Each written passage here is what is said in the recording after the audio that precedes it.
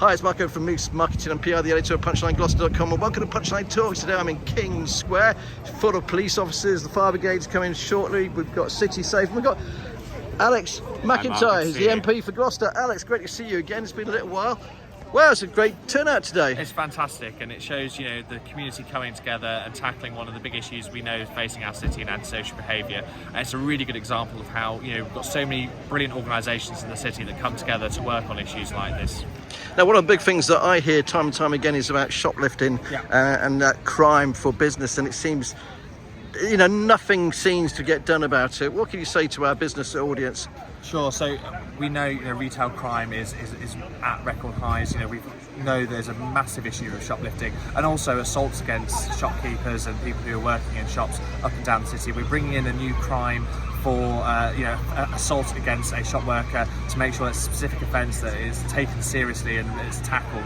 But on shoplifting, we, with our neighbourhood policing guarantee, that's over £1 million into Gloucestershire constabulary to tackle and have more uniformed police officers on our streets. And also with OPASH, over another £1 million of funding to tackle antisocial behaviour, to have that hotspot policing, to make sure that we're tackling it at source and that we're cutting crime where we can. Now, we haven't seen each other for a little while. Last time I think I interviewed you just before the election, so hopefully we're going to see a lot more of you as well. Yes, but we are seeing a lot less of you, and because you've lost around quite a substantial amount of weight, if you don't mind me saying. 7 stone. So I was diagnosed in January with type 2 diabetes, and I've been on the NHS Soups and Shakes plan over the last kind of 6 months. I've lost 7 stone so far. I've got a couple more that I'd like to go, but it's a brilliant programme. I've been encouraging lots of people across the city to get tested for type 2 diabetes. It's really high, 1 in 5 people are likely to be diabetic in our city, but there's a lot of people who aren't diagnosed and aren't getting the support they need. It's really important that support is there and they can get it if they want to. Now, one of the things I wanted to ask you, Alex, obviously when you ran to be elected, what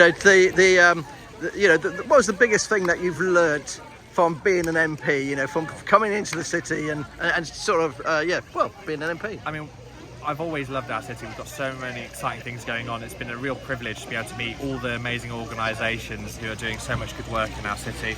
I guess one of the big challenges is how long things take to change sometimes. One of my big frustrations coming from a private sector job, working with businesses across the country in my previous role, is the time it takes to get things changed through the public sector, through councils. But we are putting the pressure on. We are as urgent and as passionate for change as we've ever been, and we're desperate to see that change impacting people's lives in the city. Now, one thing you've just agreed with me, Alex, off camera, is that you've agreed to have a big interview with us as well. Let's get that in the diary as soon as possible. Fantastic. Lots of questions to ask you about national insurance, all those sorts of things, but it's not right today. No, I'm always happy to come on and speak. Thanks very much. Cheers. Cheers. Bye.